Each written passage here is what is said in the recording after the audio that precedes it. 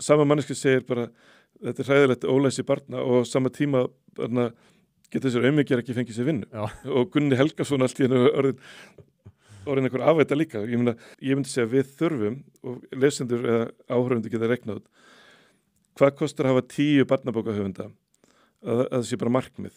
Á hverjum tíma eru 10 manns í fullri vinnu við að búa til barnabækur. Og þú hefur verið svona harður loftslags dómstags sinni. Nei, ég hef nefnilega ekki verið það. Okay. En þú veist, en er þetta ekki, sko, ég sé þetta svona allan, Andri, að þessi loftslagshystería sem ég kalla er einmitt svona framleitt, alþjóðastofnanir, þær þrífast á því að vera með eitthvað verkefni og sameiginlega vá og þetta hefur þróast með þeim hætti að það er gert allt og mikið úr þessu til þess að búa til eitthvað iðnað, loftslagsiðnað í raun og veru sem getur verið óvart eða ég er ekki að segja þetta sem einhver samsæriskenning en þetta verður svona skepna sem að vindur upp á sig og síðan í raun og veru þá þegar að gögn eru skoðuð með svona algjörlega hlutlægum hætti þá eru trendin ekkert óeðlilega og tekur líka lengri tíma, það er ekkert hræðilegt að gerast og það er hittnun í gangi. Já. En hún hefur alveg verið áður og það hefur líka verið 1970 þá voru að spá því að þetta er allt sko dómsdagskólnun og það er að koma önnur ísöld. Það er mikil vitleysa í þessu. Nei, sko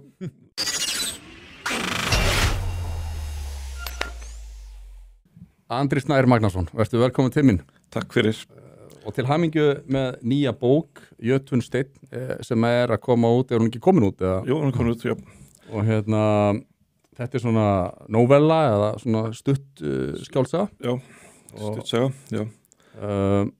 Ég ætla að ræða hana við þig og fjölmargt. Það er endalaust mikið sem við langar til að ræða við þig. Nú að tala. Takk að kærlega fyrir að koma aftur. Já, takk fyrir að hafa mig. Byrjum bara á þessari nýju bók. Því ég fekk þann heiður að fá að lesa hana bara skömmu áður hún kom út. Já, já. Og hafði virkilega gaman af. Já, takk fyrir. Ein unun.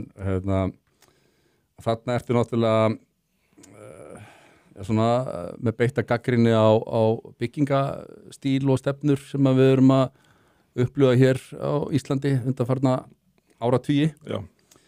Segðu okkar aðeins bara, hvernig kemur þetta til þín? Þetta kemur alltaf til að því að svona, í fyrstulega hef ég unnið mjög mikið með arkitektum og ég held ég hefi ætlað mér að vilja vera arkitekt á tímabili. Já, bet af hverju hefur unnið svona mikið með arkitektum og hvernig er aðkoma þín að vinna? Ég bara bjó við hliðin á fólki sem ég eru síðan vinnu mínir og þau voru með í Glaðheimum og þau voru með arkitektastofu fyrir ofan íbúðinu sína, 4. hæð í Glaðheimum. Okay. Og ég fekk skrifstofu hjá þeim, svona herbyggi innaf og svo fóru þau að taka þátt í samkeppnum og svona ég fór kannski fram að fá mig kaffi og var svona snusa yfir og svo fenguðu mig til að svona hjálpa sér að gera textana því að í rauninni þetta er í kringu 2004-2005 og þá var svolítið stíllinn hjá arkitektum að skrifa alveg hrikalega háflega, tæknilega svona nánast yfirborðslega svona bara planið á suðurvegg endurspeglar eitthvað, þetta var svona eitthvað algjört svona fagmál. Já.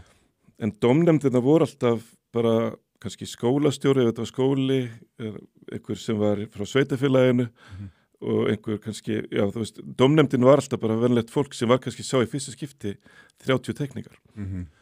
Þannig að þá spyr ég svona, getum við ekki skrifað þetta bara svona skemmtilegar? Og svo skrifuðu við þannig að fólk bara skildi bygginguna í raun út frá einhverju sögu. Og við þarna, hvort sem það var út af mér eða ekki, en við allavega fórum að vinna keppnir. Okay. En svo fór ég Gjöfult samstarf. Já, en síðan í rauninni fer þetta lengra og þá vorum við kannski með, eins og við vorum með unnumennir samkeppni. Ég á sér 3 höfuðstöðar af bönkum óbyggðar ef það vantar, ef það stekkar eitthvað hér, sko. Þannig að ég á 1 Íslandsbanka og 2 Landsbanka á lager, sko. Sem að þú hefur skrifað texta við? Nei, ekki skrifað texta, sko. Þannig að þetta byrjaði að skrifa texta, en síðan, sko, eins og við vorum í Kirkjusand, og þarna það sem að Íslandsbanki var. Og þá fyrir við samkeppni og það er lokuð keppni og við vitum hverju svona eru mótaðilarnir.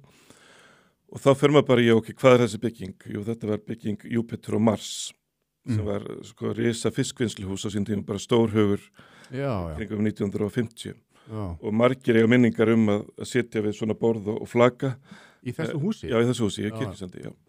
Og húsið var ekkert ósvipað Marshallhúsinu. Það var svona funkís verksmiðhús og rauninni undir álklæðningunni og þessu svona sambandslukki sem það verið búið til að þá var alveg óbúslega fallegt svona steinsteift eða svona fallegt, já, svona eins og Marshallhúsið.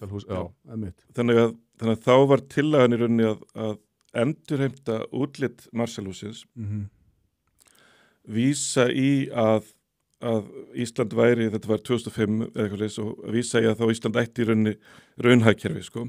Svona bara sjávarútveginn og við varum 1% allir fisk í heiminum og við ættum í rauninni bara að lifta því sem svona gullfót bankans. Og síðan þá náttúrulega vissum við ekkert hvað var framöndan hjá bönkunum.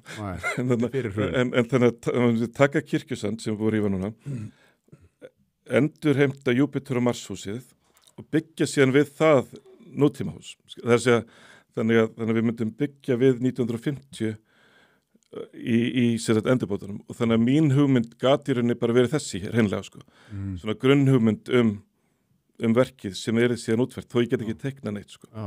Þannig að við unnum þá keppni og ég fór alveg að skæla þegar Kirkjusand var yfirna því að ég sá fyrir mér að þarna ég skal trúa því þegar það var svona fallegt hús þarna undir í raun og veru. Já, og líka bara að sko virðingarleysi okkar svolítið gagnvart sögunni og að það að 1000 manns hafa unnið í þessu húsi bara skipti málið þegar einhver amma sér, já, ég var þarna í fiski En var þá samstarfið orðið þannig að þú varst farin að fá hugmyndir að sko stíl húsana og þeir teiknuðu?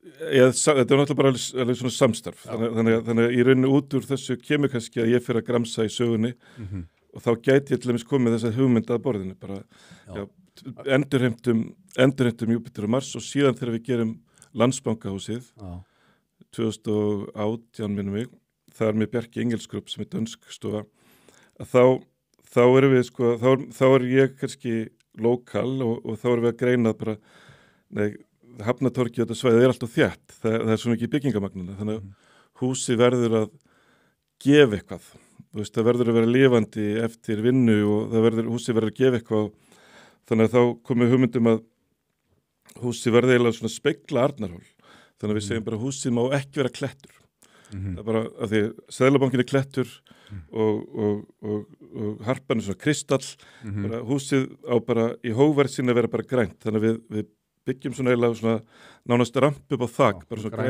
grænan hól og svo náttúrulega vinnur húsið sem heitir Kletturinn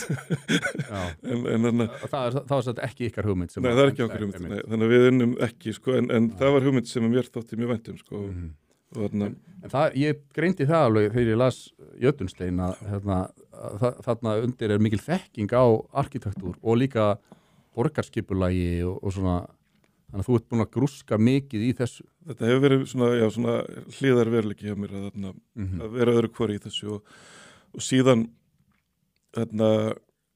ég vinnið alveg bara með svona 5-6 stofum og líka þekki bara mikið af svona þessum alþjóðlegu arkitektum.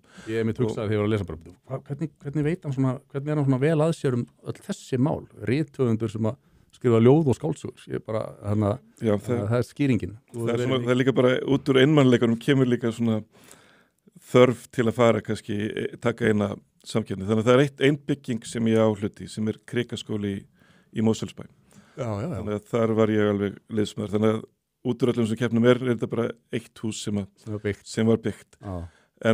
Og þá þekkir maður líka aðeins þess að svona þennan veruleika sem við búum við að þetta var næstu eins og það var keppnum skáldsögu frosta og svo bara senda, þú veist, eyðir fólk bara mörgum mánuðum í og svo kikið þú á skáldsögu og bara, já, þessi vann en hinn er allir búin að skrifa heila skáldsögu en þannig að í rauninni fyrir hvert skóla sem við byggður eru svona 30 teikningar en síðan fyrir hverja blokk sem við byggð 30 sinnum er ein teikning, þannig að ég var ofta að koma síðan í hús þegar ég var kannski vinnað með arkitekt og var fann með arkitekta heilan í gangi þá kom ég kannski nýja íbúð hjá okkur vini eða ættingja og ég bara þú veist bak við þennan vegg er Esjan bak við þennan vegg sko Esjan bara í öllu sínu veldi og ég þarf að standa upp á stóla því það er svona pínill gluggi til að kíkja á klósettinu á Esjun og ég bara,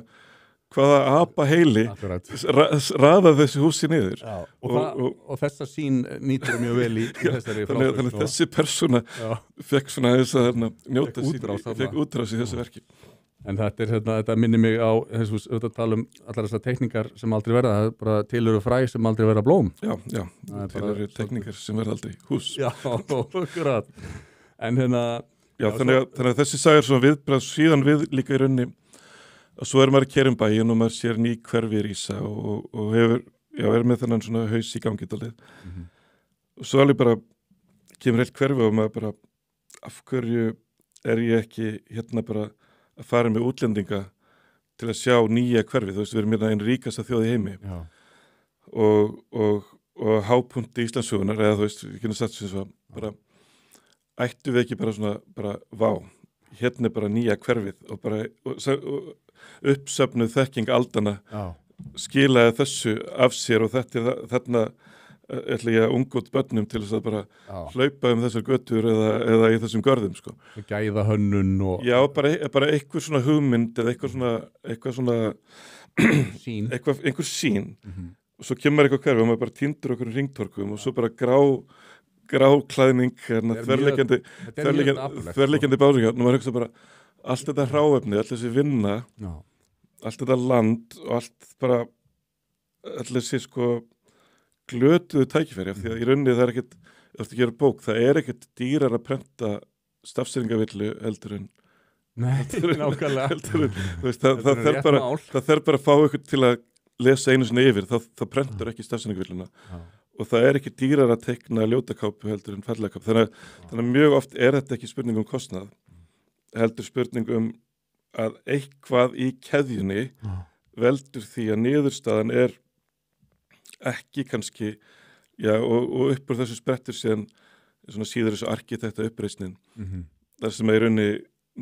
menn bara hafna nútímanum og þrá bara þennan norsku timburhúsin aftur sko.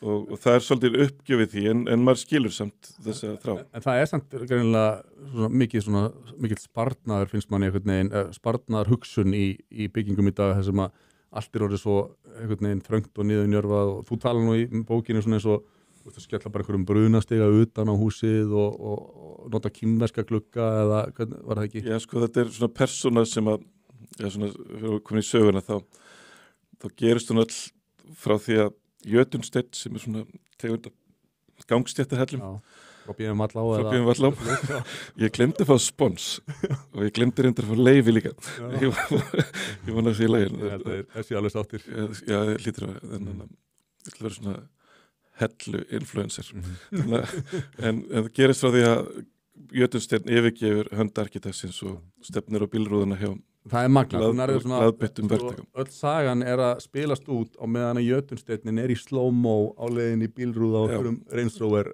jakkafattalakka og þar þarna þannig að hann leggur upp með svona draumahúsið sko og hann nýkomin námi í Órhús og bara alltaf gildi sem getur verið í húsi sko. Hvernig þú mætir nágrannaðinn og hvernig birtan kemur inn og hvernig þú dreifur frá og sér morgunbirtinu yfir bláfjöllum og bara leggur bara öll gildin og allt saman í húsið hann búin að læra og vera og inspiration fyrir og síðan líka bara svona umhverfislega og bara hönnunarlega og svo smá svona tálgað af húsinu og hann kefður niður allir þessi metnaður hans í þessum byggingaverktökum sem að vilja bara fá ódýrt og bara svona bara praktíkin, hún bara mætur hún þannig alveg bara fer á fullustími beint á þann vegg og þá þarna endar þetta sem eins og hann segir þarna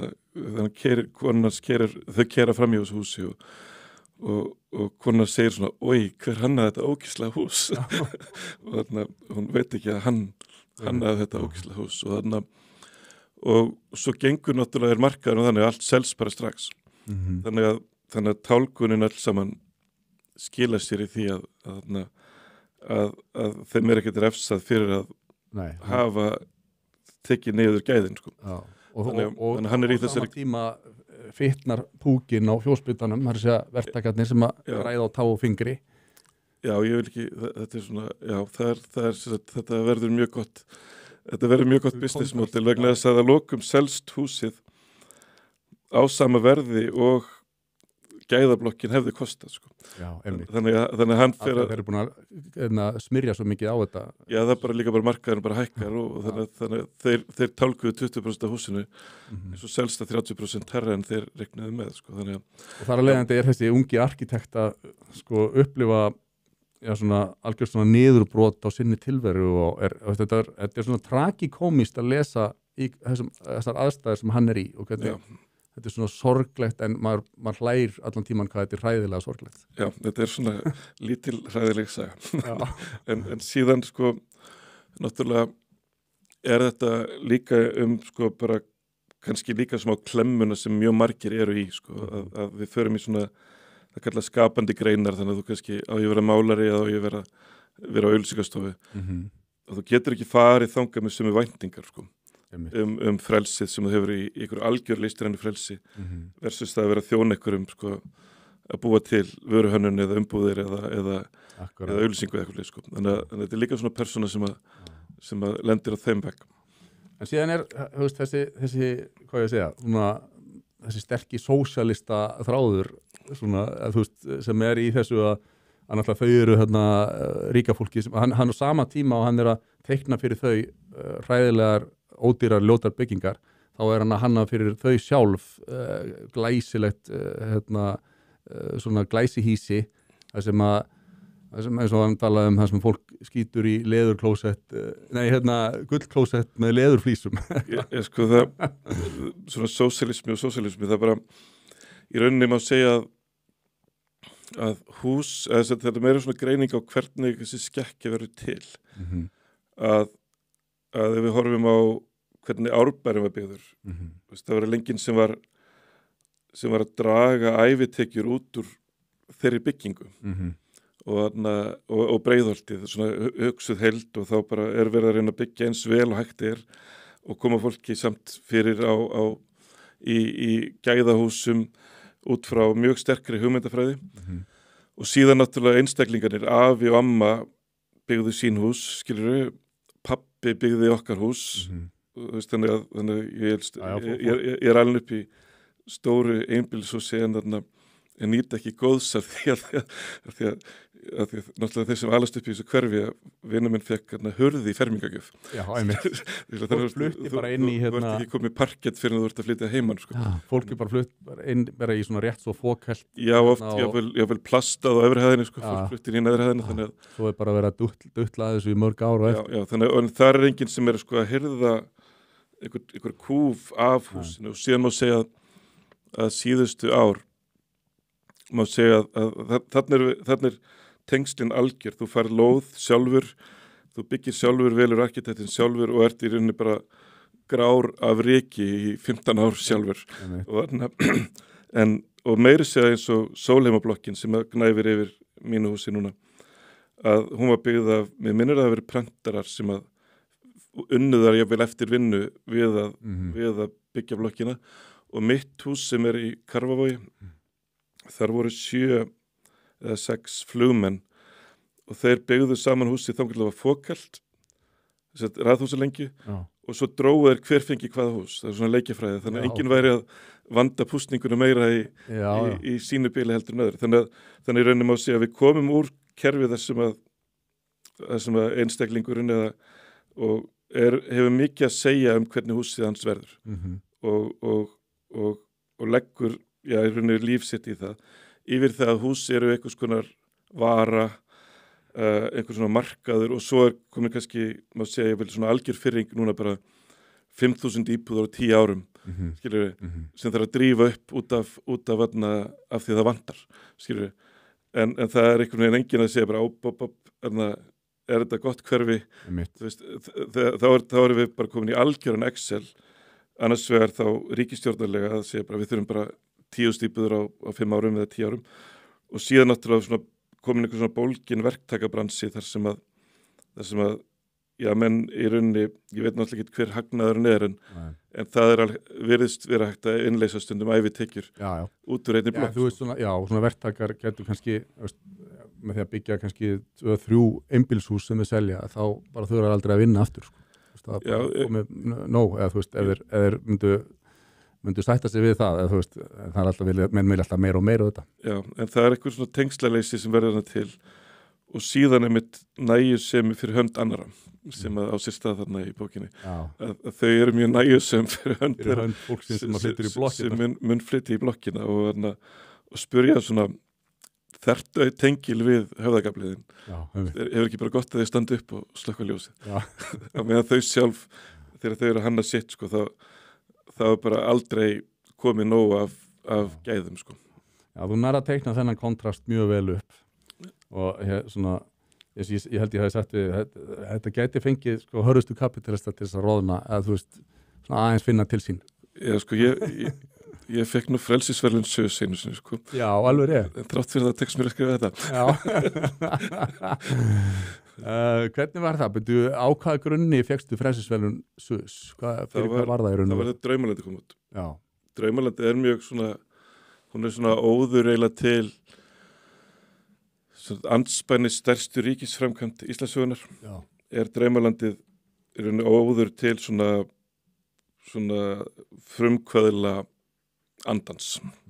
Það segja óinnleystur frumkvæðla andi sem að mér fannst búa í hvort sem það var í sveitum landsins eða í því bara að skilja ef að ég held ég að skrifa eitthvað stær bara að svona ef við treystum að frumkvæðla aflið þá verða hlutir til og getur ekki spurt tónlistamann getur tónlistamæður en hvaða lag ætla þú að skrifa eftir 2 ár þú getur ekki sagt það, þú segir bara ég er í þessu sko, þetta er það sem ég geri og samfélag sem að og náttúrulega frumkvæðla starf sem er náttúrulega að leysa ákveðin vandamál eða þarfir sem fólk hefur sko. Þú veist hvort sem það er í lækningum, lyfjum fötum, ferðalögum eða eitthvað leið sko, bara búa eitthvað til og þannig er náttúrulega megnið af vestrænum samfélagum og þarna í kringum 2000 mætir allt í henni þessi stóriðustefna þess sem að menn segja við ætlum byggja 3 álver og það verða hérna 1500 megawatt sem við ætlum að reisa og hvað viltu gera í staðinn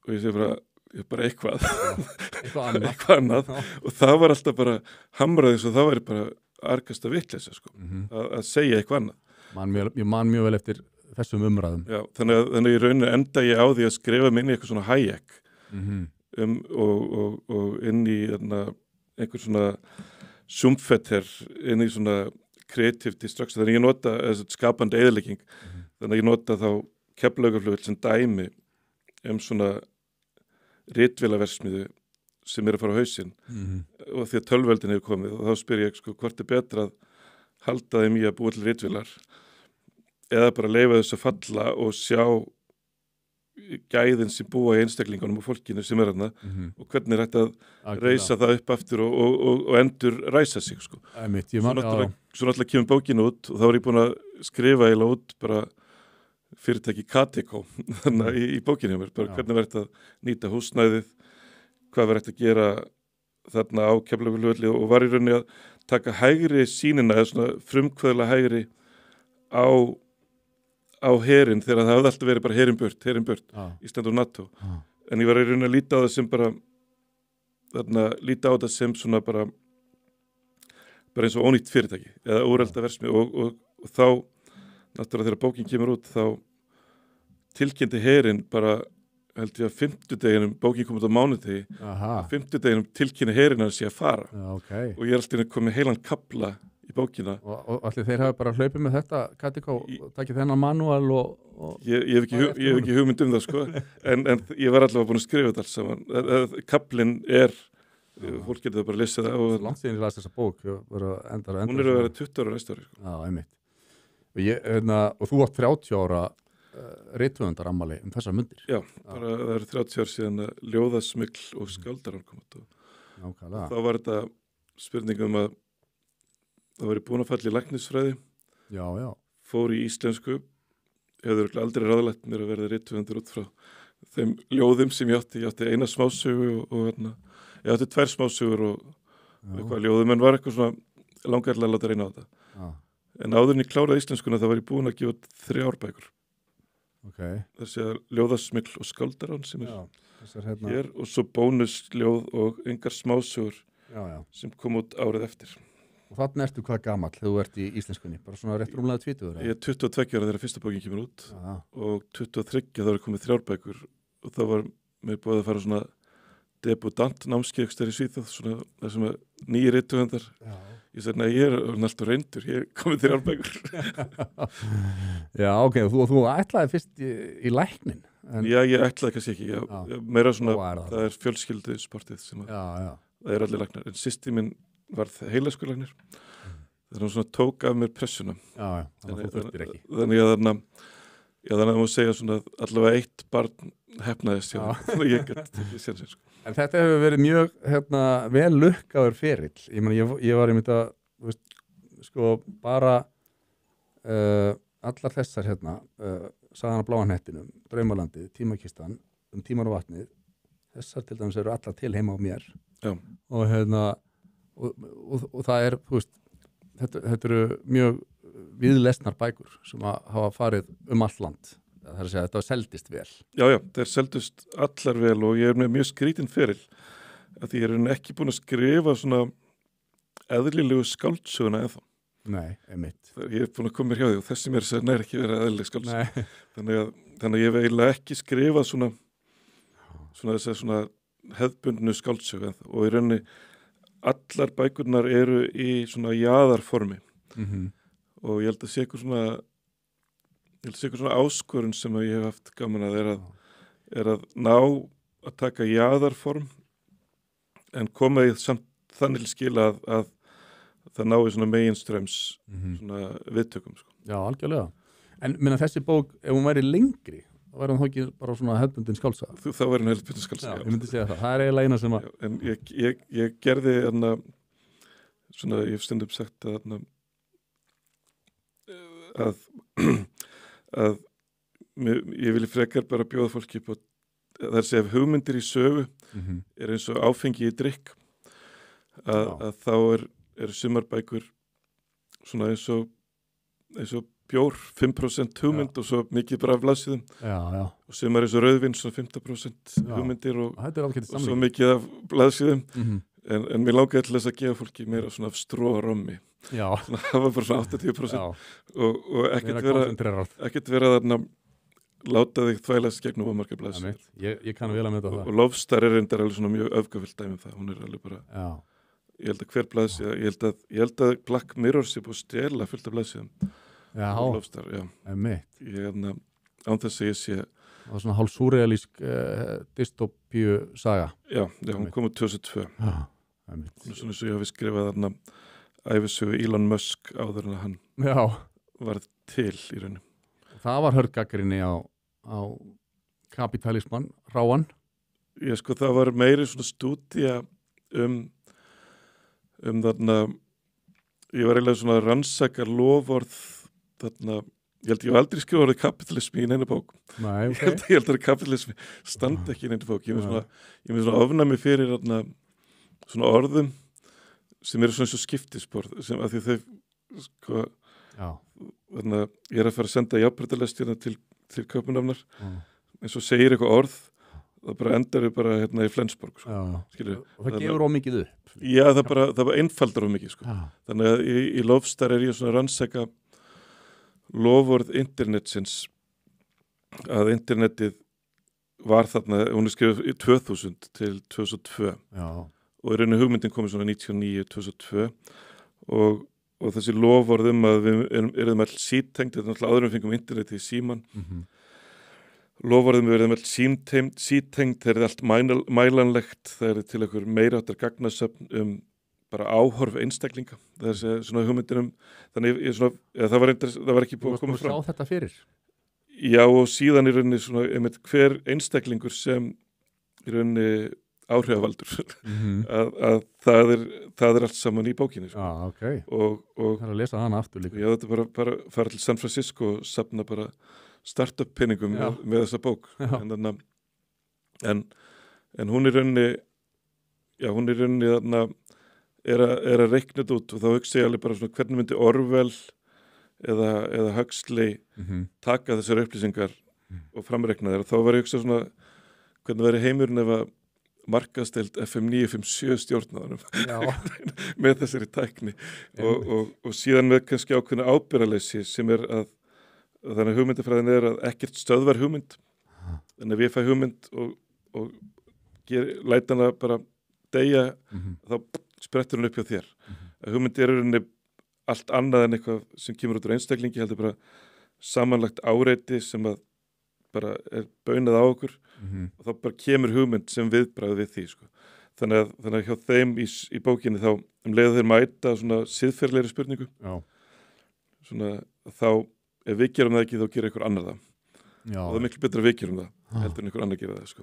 Að því við munum gera það betur heldur en þeir sko. Þannig að Lofstar er svona viðbragð við því og hefur svona í rauninni alveg til 2022 myndi ég segja svona 2020 las ég hennar hljóðbók og þá hugsa ég hef ekki breytt henni mikið en mér finnst núna eins og gervigreindarbyltingin kalli á í rauninni annan svona veruleika sko.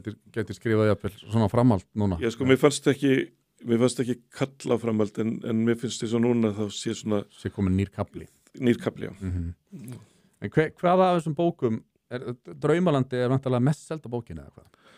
Á Íslandi sko.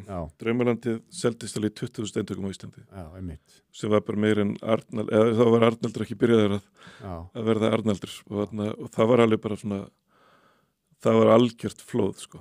Og þá Draumalandi fjallar að gera hlutina öðruvísi, að fara aðra leiðir þannig að ég spurði útgefandan, ég vona ég sé ekki lífa, ég spurði útgefandan hvenær er verst að gefa út bók og það var svona í mars það var ekki páskaflóð það var svona mars það var bara ekkert að gerast í bóksölu það var bara, seldust bara 10 bækur á Íslandi þess að mér langar rosalega ekki verið í jólabókaflóðinu mér langar að gefa út bókina bara á versta tíma og sanna bara í verki boðskap bókarinnar sko. Þannig að ég segi ég ætla að gefa hún út í mars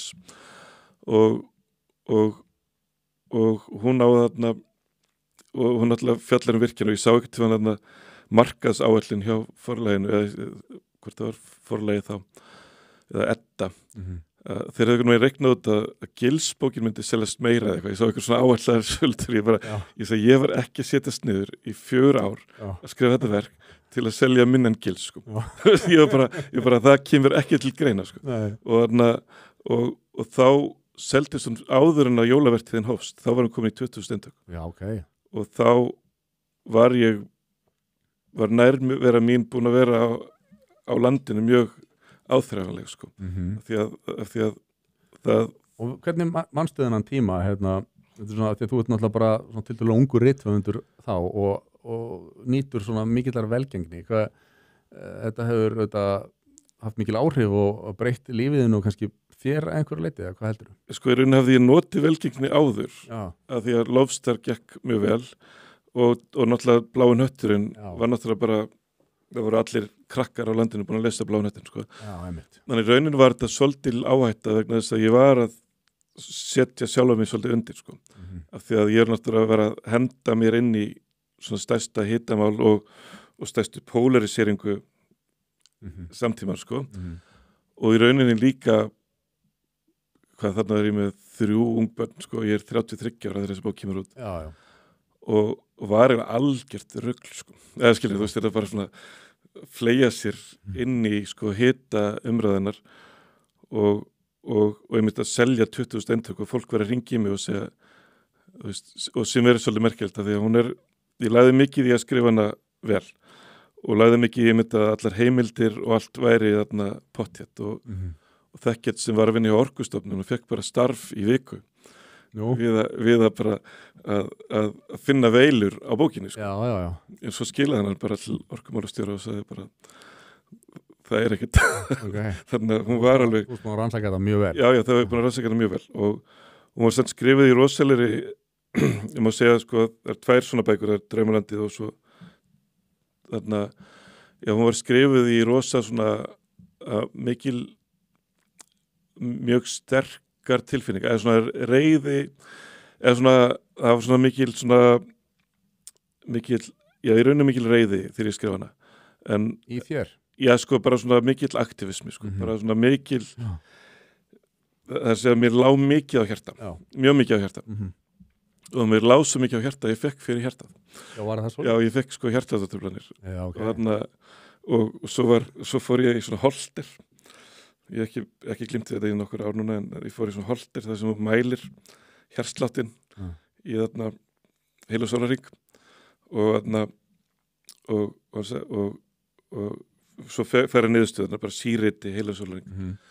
Og svo spyr hann já, þetta lítur nú vel út, en hvað gerast þarna frá 9:42 til 11:53?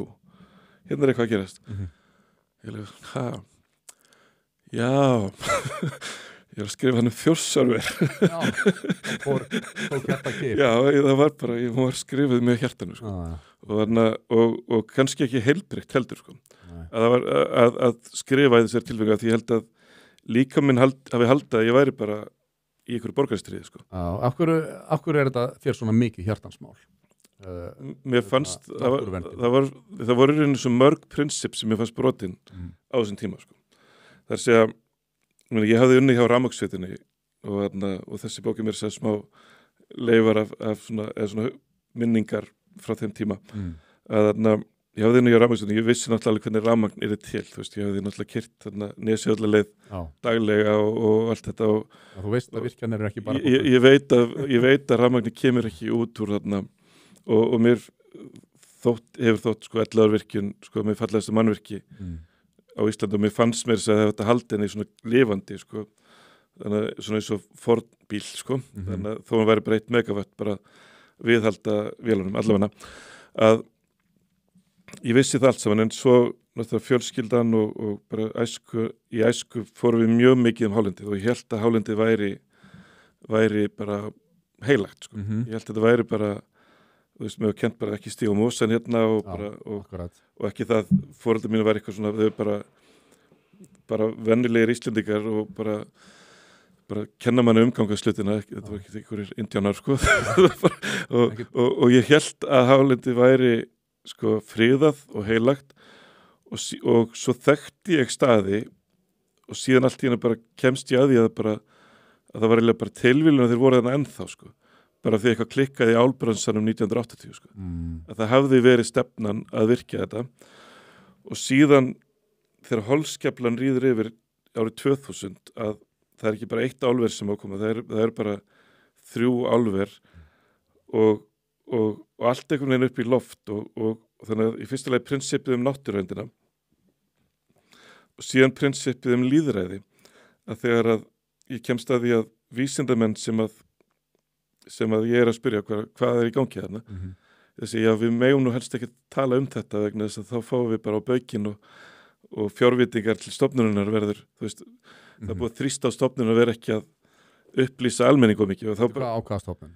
Já, það myndi þá að verið þessar náttúrufræðistofnunir og til dæmis hún er bara nýdáin einn, þarna Ragnhildur Sigurðardóttir sem var sérfræðingur var með doktorsprófi frá Yale, var að skrifa umhverfismat þarna Þjórsárver og rekst síðan á að þegar hún er að skrifa umhverfismatið að hún er eiginlega látin svona minnka orðalagið, ef því hún segir alvarlegt þá stenst það ekki matið, en hún segir óvissa þá... Og voru þá stjórnmálamenn sem að svona... Já, það voru bara mjög harðir ákveðnir stjórnmálamenn við völd á þessum tíma og þarna fannst mér svo stór prinsip fyrir brotin, bara ekki í náttúrunni, heldur líka hvað var það lýðræði og upplýsingar sem almenningur gat fengið og síðan prinsipið sköpunarkraft þjóðar.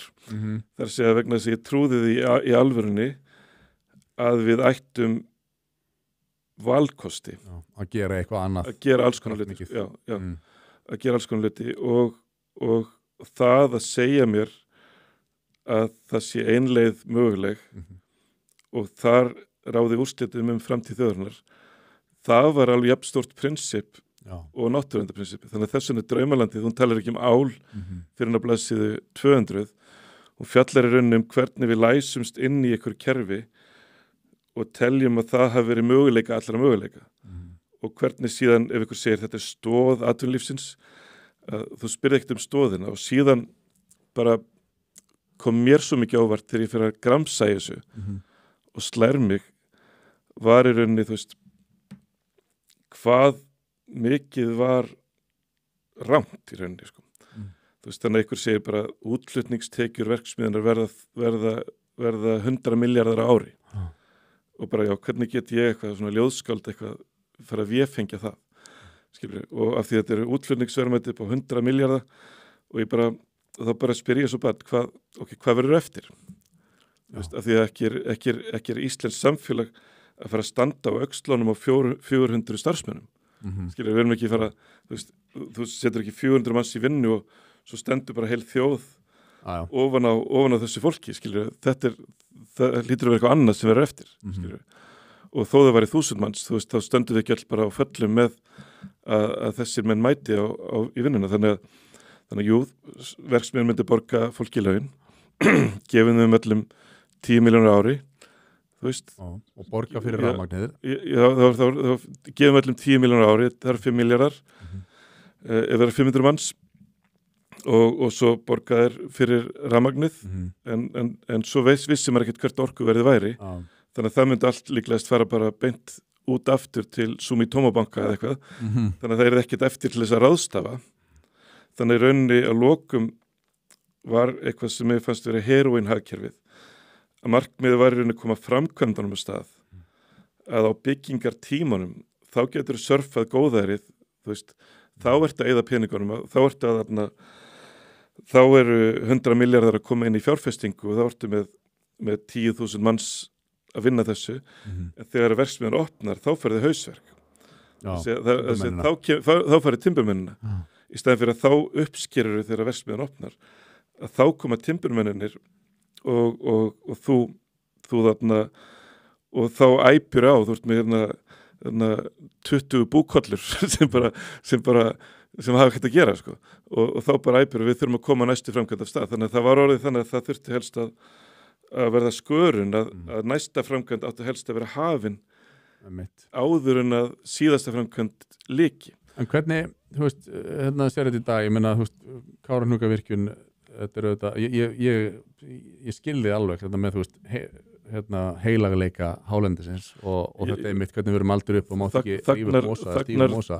Eins og Helgi Valtýsson sagði, sko, þagnar þrungna gemvít guðs var þarna bak við hálslónið, sko. Já, emitt. Og hún hefur verið rofin, allt svakalega. Ja, hún er undir 200 metrum af drullu, sko. Já, en þú veist, við vitum að þú veist, álverið þarna fyrir austan og þessu framkvæmdu auðvitað náttúrulega gaf af sér mikla uppsveiflu og svo er álverið náttúrulega þetta er ennþá, þessi stóriðja er ennþá einn af þessum 3 eða stærstu fótum undir efnahag landsins og þá þessum tíma á vissum við sáum ekki einu sinni fyrir ferðamanna iðnaðinn sem að bættist við sem betur fer. En er þetta samt ekki, þú veist, getur við verið án þessa, án stóriðunar?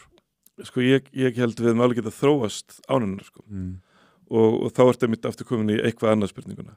Og það er ástæði fyrir ég skrifaði í bókina ef við hefum sagt já við 5 herstöðum sem Bandaríkjamenn ætluðu að reisa, sko. Og hefðu við þá og við hefum sagt já og þeir hefðu ráðið, þú veist, 40.000 manns í vinnu og pabbi hefði ekki farið á síld á Raufarhöfn, hann hefði farið að vinna á herstöðin á Húsavík, skilur við, og hefði örugglega ekkert farið í læknisfræðina því að hann væri bara komin í uppkaup þá þegar, sko, og svona stöðuleika og þá hefði sagan orðið þannig, já, hvað hefði við gert ef þeir hefði ekki ráðið þessi 40.000 manns í vinnu. Það er aldrei hægt og ég talaði oft um það þegar að þú veist, auðvitað geta 40.000 manns búið á Austurlandi. Veist, það er ekkert því til fyrirstöðu hvort sem það er með álverinu eða án þess, skilur við, að það búið 40.000 manns þar. Og þarna var búið að byggja flugvöll fyrir austan og ég skrif aftur um það að ef þeir myndi laða að sér, þú veist, þá var ekki nema bara eina lending á dag og tengja Austurland beint við meginlandið, það myndi bara gerbreyta bara hvernig að búa þar af því það algjört vesin að ef þú ætlar að komast út fyrir landsteinina og pluss að tengja ferðamennina beint við áfangastæðin býr til svo mikil umsvif og svo náttúrulega bara að tengja það saman með göngum að hafa einhverja langtíma hugsun og búa til einhverja mentastofnanir sem að laða ungt fólk til þess að bara búa að þá myndi, en þú veist, þetta náttúrulega allt saman fantasía, sko. En það hægt að gera þetta allt saman núna líka frá þessum grunnpunkti, þannig við þurfum ekki að tala hvort að álverði verið ekki ef þú býr til hringtenging fyrir austan gegnum Seyðisfjörð inn á Neskaupstað og bara þá getur búið til eitthvað besta búsvæði fyrir fólk í heiminum, sko. Pluss flugvöllurinn, pluss siglingar til Evrópu að ég meina við getum alveg gert það, sko. En ertu, ég meina það eru sko fræðingar eða kenningar sem segja að sko svona grunnstóðin af allri velsæld sko sé raun og veru bara orkuframleiðsla. Það sem er orka, það sem hún er framleidd, að þar er grunnur til velmögunar og góðs lífs. Og það er svona, þú veist, það virðist vera að þegar maður skoðar þetta að það sé mikið til í því að því að allstað það sem er góð orkuframleiðsla, þar eru há lífsgæði. Já, og við erum alveg komin vel ofurlega í orkuframleiðslu, sko, þannig að það er ekki skortur á því. En það sem ég líka kannski, og svo kemur í ljós eins og eftir á, að þú getur líka alveg glötrað auðlind, sko. Að það er líka alveg til, sko, svona auðlindabölvun, sko. Að það er til lönd sem eru með mikla olíuframleiðslu, Venezuela er með mikla olíuframleiðslu, Nígería, það er fullt af löndum í heiminum sem eru með mikla olíuframleiðslu eða orkuframleiðslu og er ekkert endilega frábæri staðir til þess að búa á, sko. Af því að það getur valdið skekkju í stjórnmálunum eða í hvernig auðlindin er skipt. Með pólitík getur það spilt öllu. Og síðan eins og hef ég bent á eins og menna sagt, sko, og þegar fólk er sagt, já, þú ert bara mótið framförum og mótarli, ég segi bara, ég held að það hefur verið aðeins smá þörf fyrir gagnrýni. Þú veist, mín bók á móti svona 40 upplýsingafulltrúum, ég held að það hefði alveg mátt vera eitt starf á móti 40 upplýsingafulltrúum hjá orkufyrirtækjum og álverum, sko. Þannig að þetta sjónarmið mátti alveg koma fram, sko. Og þú veist, ég er heldur ekki að segja að það með ekki skoða hluti, en þá segir bara eins og bara, þú veist, hvar í heiminum hefur fyrirbæri eins og Helguvík, þar sem að er strandað nánast fullbyggt kísilver sem bara dó leið og það fættist og síðan 2 kerskálar þarna af álveri og síðan, þú veist, hvar í heiminum finnuru sko svona hrúa af brostnum draumum og hvaða skekkja einmitt býr til svona vanhugsaðar framkvæmdir, sko.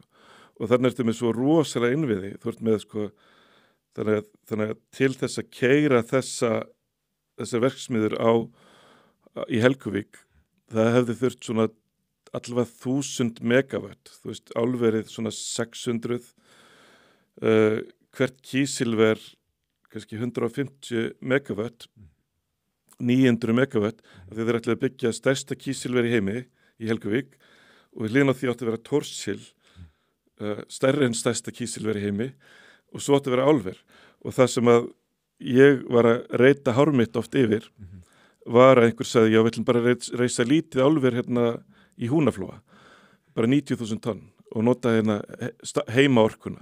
Ég alveg bara, lítið álver er ekki til, þú myndir aldrei kaupa þér leigubíl og hafa 1 sæti í leigubílum. Skilur, þú veist, já, því að það er svo gott að hafa einn farþega. Þú veist, þú myndir alltaf hafa 4 sæti í leigubílum ef þú ætlar yfirleitt að keyra leigubíl.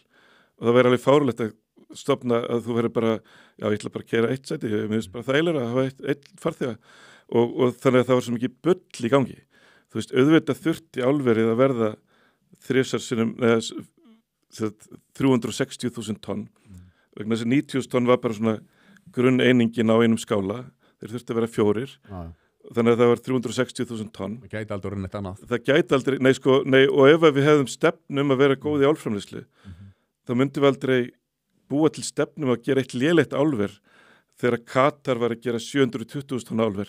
Skilur, þú veist, þannig að það var bara, ef við ætlum að gera þetta, þá gerum við þetta líka vel, en þá höfum við líka bara heildarmyndina. Þá vitum við að við ætlum að ráðstafa 1000 megavöttum í Helguvíkina en þeir voru byrjaðir að reisa byggingarnar áður en að þeir höfðu orkusamningu upp á 200 megavött sko. Já, hvað klikkaði þarna í Helguvík eiginlega? Akkur bara Leifar brostinn að drauma? Bara, hann fekk ekki að gera Tesluna sína nógu rætt. Munum þetta eftir því.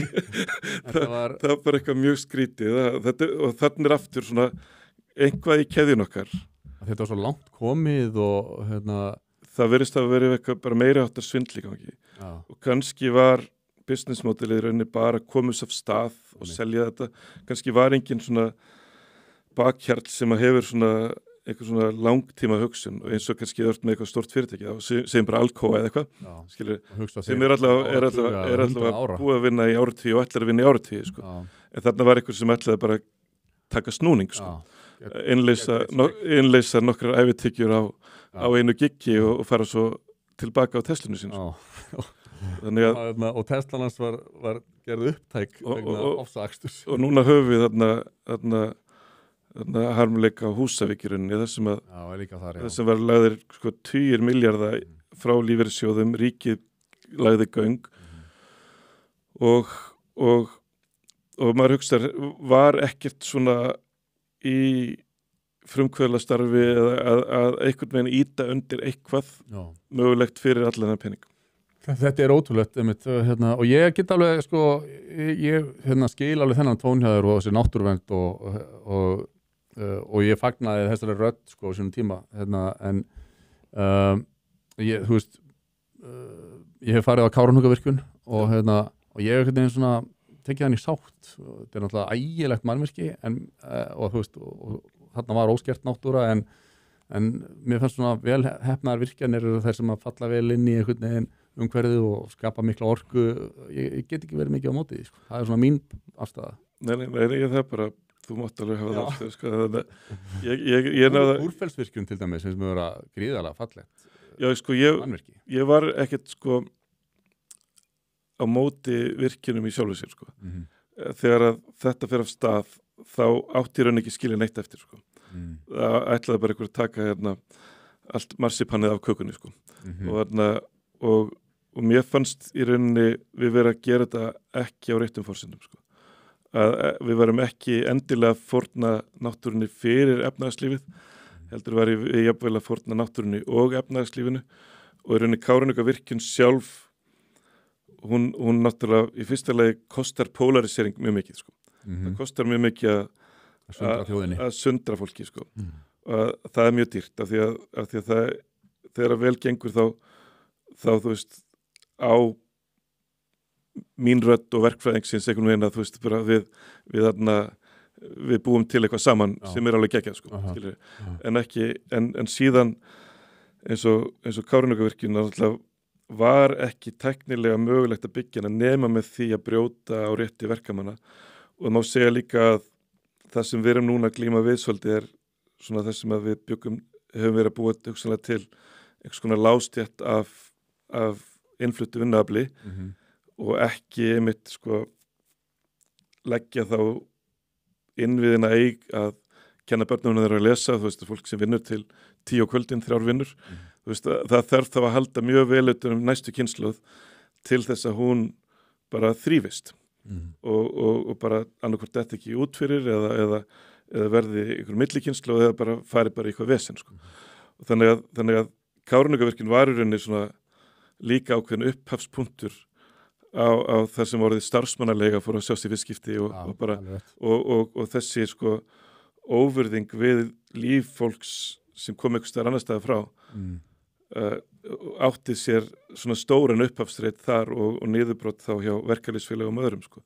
Þannig að ég myndi ekki segja að saga hennar sé alveg svona en það má segja svona út frá svona djöfulgangi, svona stalinism eða svona stalinískum djöfulgangi svona óþól fyrir lýðræði og óþól fyrir því hvað við erum sein þá er þetta náttúrulega klikka mannverki sko. Að þú getur ímyndað þér og þú googlar hvenær orðið Kárahnjúkavirkjun sést í fyrstskipti það er svona 2002 eða 2001 eða ferða bara tímarit.is það sést í fyrstskipti svona 2001 ef að þú það er búið að opna virkjunna 2007 Já, þetta er svo hratt. og það náttúrulega voru verkfræðingarnir búin að kannski gera einhverjar frum tekningar og svona sko og voru bara búið að vera nógu tími á Landsvirkjun að dóla sér í því sko en frá því að sést þannig að hún er opnuð hvað langt síðan orðið borgarlína sást þú veist og Sundabraut, já, ég reyndar alveg sáttu við að hún hafi ekki sést sko.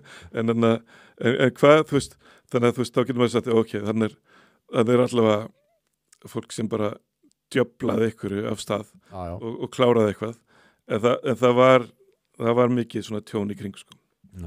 Og líka þegar krónan bara reis, ég man ég gerði kvikmyndasamning 2002 8 milljón ég fekk 700 skall að krónan hafi bara farið alveg út í móa sko. Það hefur mikið flögt á henni alltaf en ég hugsaði mitt að þú varst að segja núna verkfræðingurinn og skáldið eiga geta svona verið sáttir eða þú veist verið með sömu sín einhvern veginn og ég hugsaði þetta mikið með þessum daginn það var enn einn svona afferran í kringum starfslaun listamanna ritlistarlaun og svona og þá verður þetta alltaf svo skýrt það kemur svona gjá á milli það eru kapitalistarnir annars vegar og listamennir hins vegar og það er bara harður árekstur og ég hugsaði þá einmitt en þú veist og ég get viðurkenna það alveg Hallgrímur Helgason hann getur alveg pirrað mig sko, þegar hann er að sjá sig samfélagsmál stundum en ég elska bækurnar hans og ég hugsaði einmitt sko, af hverju náum við ekki betur einhvern veginn að vera samstíga í hvað er mikilvægt og til dæmis náttúrulega á þessum tímum þar sem er aukin vakning núna sérstaklega varandi sko, stöðu íslenskunar að þá ættu svona íhaldsmenn til hægri að geta tekið undir að við þurfum öflug skáld mikið af ritlist Þetta er eitthvað sko bara það að sé hægt að æsa upp það að blaðamaður geti bara lagt svona fram og það valdi svona taugatrillingi hjá ákveðnum hópi þú ert að snerta einhverja beyglu í þjóðarsálunni sem er bara eitthvað hópuslega djúp og svört og erfið og kannski er ég lenda mest í þessu af því ég gerði Draumalandi sko. af því að ég hef ekki lendið í þessu að ég hef verið upplýsingafulltrúi Landsvirkjunar í góðu starfi þú veist að kannski er ég er alltaf dregin upp að ég hef kannski verið að eins og Hallgrímur farið í töðunar okkur með eitthvað, með eitthvað skoðanir en þetta er eitthvað stórkostlega begli í þjóðarsálunni og líka bara það vantar næst í orð sko stærðarröskun á málefnum sko af því allir íslenski rithöfundar sko, ef þetta væri 300 miljardar á ári sem færi rithöfunda þá myndi ég skilja að þetta, en sko þú sérð bara að fólk kommenta bara, já það væri réttir að setja þetta í vegakerfið, heilbrigðiskerfið og til öryrkja og bara, já þessi fær 20 milljarða, landbúnaðurinn fær 13 milljarða og 13,3 skilur, við erum hérna 0,3 það er látið svo þessi sjóður sé bara þetta er eins og nóg annað fyrir hann þetta er eins og fimmeringi fengi hvað ég myndi að gera við hann og málið er það að þetta kannski afhjúpar hvað við erum ógeðslega léleg í spillingu að 300 milljónir skiptist á eitthvað 60 manns þannig að enginn hafa eins og kennaralaun skilur á meðan þú veist í alvöru spillingu þá er einstaklingur að fá 300 milljónir skilur það er svona alvöru íslensk keppnið spilling en sko en í rauninni það sem að særir mig í þessu er að þetta er náttúrulega gamall samkvæmisleikur sko það er að segja og svo líka er svolítið skrítið að hverju ári er náttúrulega þessi úthlutun þú veist það er aldrei ég meina, Vogaskóli er við hliðin á mér sko og það eru 20-30 kennarar á fullum launum búin að vera kannski 20-30 ár sumir og það er aldrei bara Sigríður fær 8 milljónir Guðmundur fær 12 milljónir og svo þegar bændalaunin koma bara Sigurður á Syðra-Núpi fær 18 milljónir skilur þú veist, það er aldrei svona þannig að við erum eina stjettin sem bara árlega bara þurfum að sækjum aftur og maður er alltaf í algjör óvissu og svo er svo mikið þakklæti þú fær 3 mánuði sem eru svo skapandi sumarstarf þú veist, þú veist kannski með eitthvað sem er bara þú veist, væri bara alveg svona geggjaður lögfræðingur hjá Logos eða eitthvað og hann kemur fram og bara ég er svo þakklætur, ég fekk 3 mánuði skilur En þá við verðum að taka til greina og þú veist þetta, Andri, að kennarinn starf hjá hinu opinbera og þess vegna ekki verið að taka út eitthvað en svona hvað kennari fær í laun á x mörgum árum eða eitthvað þannig en það ekkert allir sem sammála því að rithöfundar eigi að vera sko opinbert starf. Nei, það ekki opinbert starf heldur sko. Og málið það náttúrulega íslensk bókmenntasköpun má segja, ef þú ert algjör frjálshyggjumaður, ef þú ert 100% kapitalisti, þá er þetta bara allt saman falsað, skilur við, að það er búið að styrkja menn bara frá Davíð Stefánsinni og Tómasi Guðmundsinni og mér þess að Halldór Laxness fekk eftir að fekk Nóbelinn, sko, skilur við. Þannig að hann var ekki eins og búin að meika það, skilur við, að það borgar sig ekki að skrifa á íslensku, skilur við, að þó að mér þess að bækur hjá mér hafi gengið allar vel, að þá business modeleg með þannig að þú segjum að þú selir 5.000 eintök og þú er kannski 3 ár, þú veist, bókin spannar 3 ár af lífið þínu, 5.000 eintök, þú ert að fá kannski 4 milljónir, skilur við, og þá verðum við að spyrja á bókmenntasköpun að vera atvinnumennska, og ég er auðvitað þakklátur fyrir það að ég náði að hafa efna því að fresta bók heilt ár, sem náttúrulega bara mjög erfitt fyrir fjölskylduna. Ég segi, ég ætla ekki að gefa út bókina núna, hún á ár inni hjá mér, sko. Svo tímakistan. Hefði getað komið 2012, hún var svona þannig séð slark tilbúin. Ég segi, nei, það er svo miklu meira í þessari sögu og ég ætla að taka ári viðbót. Og þá ertu kannski á hálfsárslaunum eða árslaunum, en árslaun eru bara hálfsmánaða laun. Það er að segja 500 skall í verktakalaun eru ekki heil laun. Þið vantar hver rithöfundur þarf tvöfalt mótframlag til að ná kennaralaunum, sko. Þannig að ég hef alltaf þurft mikið á þess að halda, sko, til þess að þurfa þá ekki að bara fara að vinna á auglýsingastofu eða verða upplýsingafulltrúi ykkur staðar.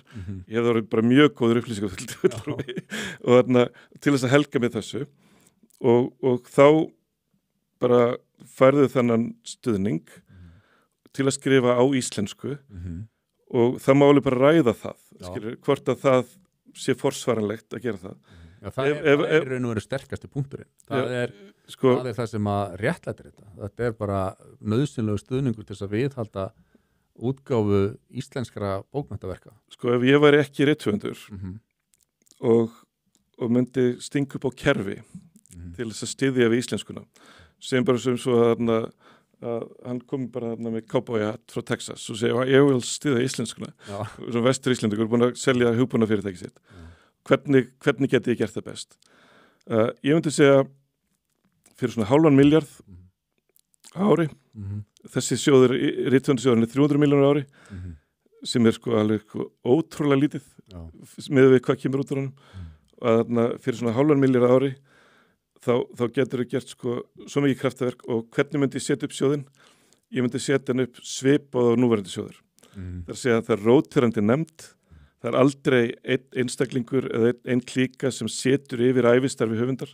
Það er að segja, hafi ég fengið styrk í 10-20 ára eða eitthvað, þá eru á 10 árum 30 manns búnir að fara gegnum gögnin. Þannig að þú sérði ekki neina svona betri leið til að gera þetta? Nei, sko, og svo hitt líka að svo hitt hvernig er búið að svona æseta upp. Bara, það slæmt að þetta sé ævistarf? Það er að segja að helga íslenskunni. Það slæmt að hafa verið rithöfundur í 30 ár? Skilur, það komið gott? Eða á ég að vera farin að afla mér tekna annar staðar? Ég er hérna með þessa bók, Jötunstein. Það er ekkert víst komið út í útlöndum. Ég er fyrst og fremst hún er reynda komin út í útlöndum. en það er bara Þetta er mjög íslensk saga á íslensku veruleika. Mjög íslensk saga. Ég er að glíma við íslenskan veruleika. Þannig að ef við ætlum okkur að það eigi ekki að vera ævistarf. Þegar ég kem inn í bókmyndirnar, hérna 95, þá líti ég upp til Einars Más, Einars Kárasonar, Þórins Eldjárns, Thors Vilhjálmssonar. Þetta er allt menn sem að voru þá byrjaðar að fá styrki og búin að vera í áratug eða lengur. Þessir menn kláruðu starfsæfið sína. Þórinn Eldjárn, Einar Már, Steinunn Sigurðardóttir, með glans. Þú veist, þetta fólk var að gefa út frábæra bækur 60, 65 ára og síðan gerist það öðru hverju í starfsæfi höfundar að þú nærð einu svona draumalandi. Og þá má spyrja sig, sko, er þetta að gera ráð fyrir því að það gerist oft eða þarf maður ekki hugsa lífsitt svolítið svo fótboltamaður. Bara núna er ég búin að taka allar fjölskyldið minni í þetta ferðalag. Bara núna kom út þessi bók og ok, núna hendi ég niður skuldunum mínum, skilur við vegna þess að það getur verið 5 ára eyðimerkurganga framundan. Og hjá mér var allavega 5 ára eyðimerkurganga eftir Draumalandið. Vegna þess að það er ekkert grín að taka keflið, sko. Þessi að vera allt í einu orðin samtalsfær megavött og raflínur og svona. Þú ert komin í ákveðið hlutverk og það bara tekur ákveðina orku frá þér, þaðan í frá. Þú getur ekkert bara lagt það frá þér. Þú veist, það er ekkert máli að gera glæpasögu. Það er ekki svo Arnaldur sé 5 árum síðar að tala gegn glæpum eða tala sögurnar sínar, sko. Þannig að ég myndi segja að hver höfundur hefur sína leið og það er eitthvað verið að gera grína mér fyrir að vera lengi að skrifa. Bara ef ég tala við erlendan útgefanda og ég verið eitthvað að dæsa bara, já, þeir voru að skamma mig á Íslandi. Þannig að segir, 5 bækur á 25 árum, það er bara geggjað og líka ef þessar bækur voru eitthvað, sko. Þannig að Lofstar fekk verðlaun sem besta vísindaskáldsaga Frakklands 2016. 14 árum eftir að koma út á íslensku. Og ef eitthvað er framlagt til íslenskunar, þá er það brjóta land fyrir vísindaskáldskap og tungumál hvernig á að tala framtíðina og ég fekk Philip K. Dick verðlaunin 2014. Ég þarf ekki að skammast mín, ég þarf ekki að setja fram umsóknir að ég hafi skrifað leikrit. Það er í umsóknunum mínum, þetta er bara fínt, sko. En nákvæmlega, ég tek ekkert af þér í því, sko, og það er ekki eins og ég sé í þeirri fylkingu að vera mótfallin því. En það sem mér finnst kannski verst í þessu er að þetta er notað til að kljúfa þjóðina. Þetta er notað í pólitískum tilgangi til að fá einhvern sem að hefur lent einhvern veginn, þú veist að fólk hefur lent í alls konar, fólk á alls konar sögu og þarna er þetta sett upp eins og við sem að maka krókin og það sem að kannski finnst mér verst í þessu er að það er mjög mikil vinna að skrifa á íslensku. Það er mjög mikil vinna að búa til bók sem er eitthvað svirði og það er ekki bara mjög mikil vinna, það er bara ógeðslega erfið vinna. Það er eins og ég skrifum hellulagningar hérna í bókinni. Það er miklu erfiðara heldur en að leggja hellur af því að hellulagningin er þó allavega fyrirsjáanlegt verkefni. Þú bara ert með þessa fermetra sem þú ætlar að gera. Í þessu það er ekki eins og þú bara mætir þar sem þú ætlar að leggja og ég bara finn ekki tónin. Það bara kemur ekkert í dag. Þú veist, það en sem sagt þarna, já, ég ætla að segja að það er svo óþólað, það er eitthvað svona kallar. Bara getur þessi aumingi ekki fengið sér vinnu. Já, ég gæti fengið mér upplýsingafulltrúastöðu en ég ætla ekki að gera það því að ég hef ákveðnar, mér finnst ég hef ákveðnar skildum að gegna við þjóð minna og síðan ef við ætlum að hafa það viðhorf að það sé álítið aumingiskapur og þú sétt afveita og það sé alltaf þetta notaði gegn þér, segjum bara sem svo að við höfum þetta kerfi sem við höfum og einhver ætlar að taka á sig erfitt verkefni, mjög erfitt pólitískt verkefni, hann ætlar að stinga á einhver kýli í samfélaginu. Má hann alltaf eiga von á því að það veri rífið upp, já, þú varst á launum, þú fegst 20 milljónir til þess að, þú veist, afvegaleiða textan hans frá því sem hann er að tala sko. Og nota það gegn honum til þess að þakka niður í honum, eða eins og núna þá, ég til dæmis hætti að skrifa, ég var að skrifa í heimildin einhverja bakþanga. Og það kom svo mikið ógeð inn á kommentarkerfið. Bara þessi aumingi hefur ekkert gert í 10 ár. Þú veist, bara þessi fekk 40 milljónir til að skrifa eina bók á 10 árum.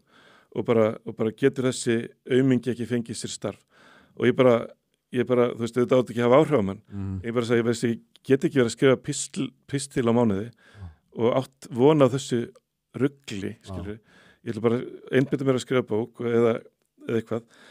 Að ef að þetta er viðhorfið og líka viðhorfið er að þeir eru eins og gerðir, allt í henni fekk ekki laun, búin að fá bókmyndaverðlaun Norðurlandaráðs, búin að sko dæla út þýðingum og verkum sem eru bara svona einhver gullklassik sem að Jón Fossi, Nóbelsskáld, þú veist, er bara helsti innblásturinn fyrir Nóbelsskáldið, skilur við, að hann fekk ekki, skilur við, og er skilin eftir bara hvað hann að fara að verða upplýsingafulltrúi þegar ég er með upplýsingafulltrúi heilun, ég vona að þeir verði ekki reiður út í mig, á hann að bara gera það upp úr 60 og hann er að vinna á í rosalegum jaðarmarkaði og er brjálæðislega mikilvægur. Ég er alveg viss að Arnaldur þurfa á girði að halda, skilur við, Ragnar Jónasson þarf á girði að halda, Yrsa, hún þarf á girði að halda, skilur við, það þurfa allir á hvað leiti áttu við að hann á bara honum að halda? Þeir eru að færa eitthvað sem bara er eitthvað svona erfitt að útskýra það og svo get ég sagt, já, bækurnar mínar eru búin að skila hérna x mörgum miljónum eitthvað slíks. Íslenskan er ekkert mæld alveg í svona mörgum miljónum og ég geti mér sem sagt að tífalt það sem ég fengið hafi komið inn í samfélagið en ég myndi segja sko við verðum að taka þetta, við verðum að endur ramma þetta ef einhverjum gengur vel, ef hann er að halda siglingu þá verðum við að vita að það borgar sig ekki að skrifa íslensku. Það borgar sig ekki að vera atvinnumæður. Þannig að annarkvort þurft að vera af ríkum ættum eða eiga eitthvað sjóð eða eitthvað. Eða þá þurfum menn líka, ef mennum er ekki andum íslenskuna, þá verðum við að fá eitthvað svona Carlsberg sjóð. Af því eftir í Danmörku, þá eru svona sjóðir einkaaðilar eins og Carlsberg Fund sem er að styðja einmitt við gróskuna. Að ef að menn á móti að ríkið gera þetta, þá verður menn samt að sjá að atvinnumennska í bókmenntum gerir íslenskuna að miklu stærra tungumáli alþjóðlega heldur en það ætti að vera sem einhver jaðar eyja út í Ballarhafi. Að þú fer í bókabúð í Frakklandi, í Þýskalandi og þú sér fleiri íslenska bækur heldur en norskar bækur. Þú sér fleiri íslenska bækur heldur en sænskar bækur eða danskar. Þú fer að borða, þú sér hann að Bergsen Birgisson, þú ert með svo Glæpasögurnar, þú ert með Ragnar, þú ert með Jón Kalman, bara 10 bækur. En það er einmitt, menn margir spyrja sig einmitt þegar að höfundar eru komnir á þann stað að eru þeirri gefnir út í mörgum löndum og það eru stærri markaður og svona, og þá er einhverjir sem spyrja, þurfa þá ennþá að vera listamannlaunum? Já, það er bara mjög góð spurning og sumir hafa hætti og sumir eru minni. Ég er ekki á launum núna og síðan er líka hitt að það að vera gefin út í heiminum, að við verum líka að skilja að bókamarkaðurinn í heiminum er svo skrítin að hann er eins og þú gerir samning við Þýskaland. Jú, það getur verið 500.000, skilur við. Og ef það seljast 5.000 bækur, skilur við, og þú færð 1 evru á bók, þú veist, það eru 5.000 evrur. Þú veist, þannig að það að lifa á því að skrifa á íslensku felur í sér að selja vel á Íslandi, að ná svona 10 löndum í þarna útgáfu og fá kannski hálfsárs til árs laun öðru hvoru eða alltaf, að þá nærðu svona að búa þér til svona millistéttar líf. Og við erum kannski... Þetta eru örfáir sem að ná þessu. Þetta eru svona örfáir sem ná þessu. En ef að þú ætlar að hætta á auglýsingastofunni þinni og fara að skrifa og fá bara listamannalaun og selja 1000 bækur eða 500 bækur, hvað þú ert að skrifa barnabækur? Af því að mín reynsli svo að þetta er full dagvinna, skilur, ég er ekki fara að skrifa þetta á úlfatímanum, eða var ekki fara að skrifa þetta á úlfatímanum, eða skrifa þetta með öðru starfi, sumir geta það, Ólafur Jóhann geta það, sumir eru ofurmenni, en það er ekki allir ofurmenni, þannig að ef þú ætlar að... Stefán Máni, hann vinnur... Hann hefur nú yfirleitt fengið hálft ár, 3 mánuði eitthvað, og jú, hann skrifa með þessu, jú, hann vinnur með þessu. Já, hann gerir það, og bara margir sem að kjósa það eða gera það.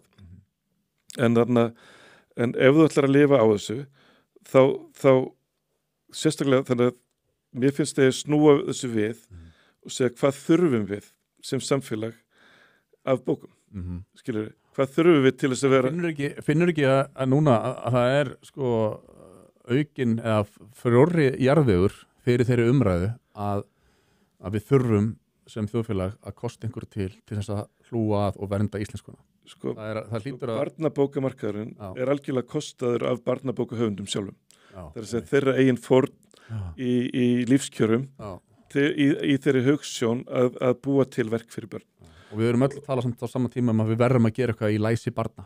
Já, sama manneski segir bara þetta er hræðilegt ólæsi barna og á sama tíma geta þessir auðmikið ekki fengið sér vinnu. Já. Og Gunni Helgason allt í hennu orðin einhver afveita líka. Ég myndi segja og bara eins og það að Þorgrímur hafa aldrei fengið stuðning, skilur og bara það sem hann hefur gert fyrir læsi barna er bara ótrúlegt, sko, og bara en hann er bara ofurmennin líka. Þannig að það er ekkert hver sem getur bara tekið þennan snúning, skilur, þannig að flestir gera 1-2 bækur og gefast upp vegna þess að það er ekkert rosalega gaman að fá 1 milljón, eftir 2 ára vinnu fær tekka 1 milljón, þannig að það bara gengur ekki, þannig að ég myndi segja að við þurfum, og lesendur eða áhörfundur geta reiknað út, hvað kostar að hafa 10 barnabókahöfunda, að það sé bara markmið. Á hverjum tíma eru 10 manns í fullri vinnu við að búa til barnabækur og það mætti meira þess að vera þessi 500 skall, skilur við, sem er ekki full vinna, sko, sem er ekki full laun. Af því það sem er galdurinn við þennan sjóð er að hann er í fyrsta lagi frekar lág upphæð, en hún svona sleppur til að maður geti svona komist gegnum kúfinn á 1 ári, en maður þarf samt að afla sér aukatekna, en það er ekki neitt, sko, það er ekkert overhead yfir þessu, sko, það er engin það er engin struktúr sem er eitthvað bara sendu inn eina blaðsíðu eða sendi inn það er ekki búin til svona auka ritstjóri. Þannig að það er ákveðið traust sem ríkir í þessu. En ég velti fyrir mér hérna, af því hún nefnir þetta með Gyrði Elíasson, að hann fær allt í hennu ekki. Sko, er kerfið ekki að klikka þegar að menn eins og Gyrðir Elíasson það er alltaf að tala um sig elíta og þannig að hver er meiri elíta heldur en Gyrðir Elíasson og sko ég get sko bent á margar blaðsíður í mínum bókum sem að ég get bara ég get rakið bara beint til Gyrðis eða bara löngununa mína í fyrstu bókinni til þess að yfirleitt búa til fyrstu bókina kemur frá því og það sem ég veist líka verri í þessu er nú orðið verið að tala um kallmennsku svona, og þessir kallar að núti sem eru greinlega stöndugir og hafa gert það gott og erum eitthvað að tala um rithöfunda sem aumingja við síni sína kannski sem eru 13 ára eða 14 eða 15 ára að þetta er bara rugl þeir eiga að segja bara, já, verður svo Andri þannig að búið til fullt af bókum sagt laun og reynda að vera frægur út í heimi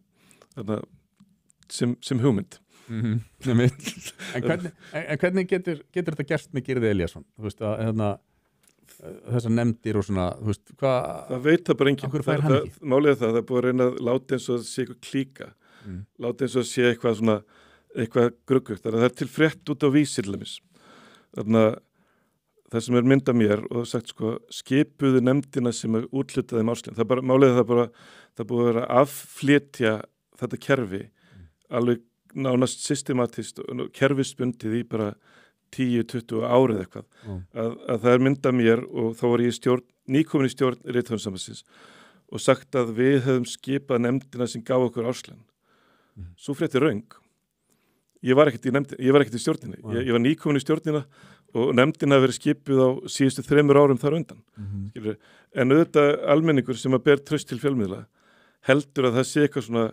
gruggugt kerfið, þú ert að velja vinið þína inn og svona, málið er að rótteringin er svo hröð maður ætti sko að þessi hver sem situr í nefndinni hverju sinni ætti að geta séð að þó, og jafnvel þar átt fyrir þessa umræðu að við verum líka að hleypa ungum efnilegum við höfum ekki bara verið að láta alltaf þessa gömlu hafa sem eru búin að vera áskrifundur í 25 ár svo gerum við það, svo hendur þessum gömlu og hleypum ungum en það er ekki nógu góð hugsun af því að sko þegar menn að skrifa á íslensku sér íslenskan texta fyrir íslenskan veruleika og eru búin að sanna sig og eru að gera það eins og Gyrðir sem að bara eitthvað magnaðasta bókmennta afur sem við fáum eru frá mönnum eins og honum og þú ert alveg í þessum flokki líka það er bara þannig en það er sko þá þýðir ekki að segja herðu, nei við ætlum að hætta að teima Gyrði áfram og við ætlum að gefa ungum og efnilegum við höfum að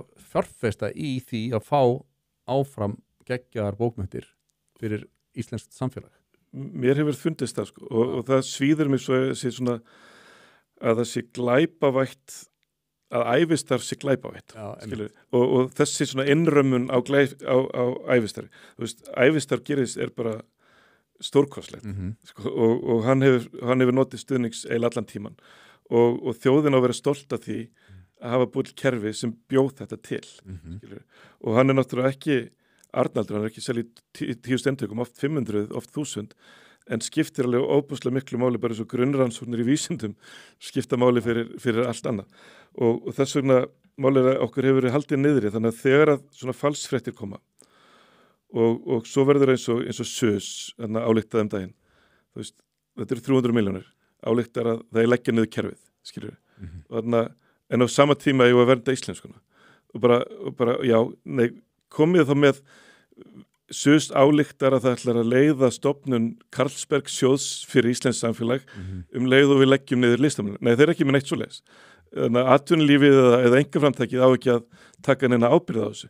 Það er bara þeir gleypa þessar fréttir, þetta er hneykslalegt, þessir menn eru búin við 20 ár, þessir pirra mig pólitískt, við þurfum að leggja niður þetta kerfi. Auðvitað eins og árangurinn bara hjá eldri kynslóðinni sem eru einmitt búin að dreifa bera hróður Íslands út allan heim auðvitað átti það að vera bara hérna er fjárfesting sem bara, við þurfum ekki að tala það, þetta kemur allt tilbaka hvort sem það er í áliti eða bara sama hvað viðmið þú setur við það, meira svo bara í krónum talið kemur það tilbaka bara í gjaldeyristekjum núna ætlum við að horfa hérna, það verða að vera 20 manns undir 40 sem að við ætlum að hleypa af stað bara eins og sprótafjárfesting einn þeirra er að fara að gera eitthvað rosalegt til hann 30 sko, skilur einn þeirra er að fara að skapa eitthvað svona ringadrottins sögu heim þegar hann er 35 ára, skilur við ætlum að hleypa nokkrum af stað og það var svo grátlegt eins og í fyrra þegar að bara 3 efnilegustu ungu menninir það var Jónas Reynir, það var Dagur, það voru fleiri sem að, og svo er fleiri sem að, bara fullt af svona mönnum milli 30 og 40 sem fengu ekki og einmitt og þá bara hugsa maður bara þú veist, bara af hverju erum við ekki að taka utan með þessa örfáu sem við erum með þessa hugsjón og bara segja bara, þú veist, bara áfram með ykkur skilur og af því að það er svo mikilvægt að slitna ekki þráðuna því að þegar ég kem inn þá er ég ekki vonast til þess að Þórarinn hætti skilur, það er rosa mikilvægt fyrir mig allan tíman að Þórarinn sé ennþá á meðan ég er að skrifa og það er svona, við erum líka með svona kynslóða flöskól, það er akkurat ein kynslóð að fara inn á eftirlaunaldurinn og þá erum við búin að vanrækja kannski alla undir 30 Ég er alveg sammálaður, við erum ekkit á sikværi blaðstíðinni hvað þetta varar en þetta er orðið svo langt viðtalar en mér langaði samt að ræða við fleiri mál en kannski bara tökum bara stutt til dæmis Bill Gates, hann kemur núna fram í þessari viku með nýja sýn á loftslagsmálin. Það er að segja að þetta er ekki þessi dómstagsspá sem að hann hafði alveg verið á þeim magni að þetta væri bara endalok mannkyns sem að blasti við okkur stefnu í loftslagsmálum. Þú hefur verið svona harður loftslags dómstags sinni. Nei, ég hef nefnilega ekki verið það. Okay. En þú veist, en er þetta ekki, sko, ég sé þetta svona allan, Andri, að þessi loftslagshystería sem ég kalla er einmitt svona framleitt, alþjóðastofnanir, þær þrífast á því að vera með eitthvað verkefni og sameiginlega vá og þetta hefur þróast með þeim hætti að það er gert allt og mikið úr þessu til þess að búa til eitthvað iðnað, loftslagsiðnað í raun og veru sem getur verið óvart eða ég er ekki að segja þetta sem einhver samsæriskenning en þetta verður svona skepnar sem að vindur upp á sig og síðan í raun og veru þá þegar að gögn eru skoðuð með svona algjörlega hlutlægum hætti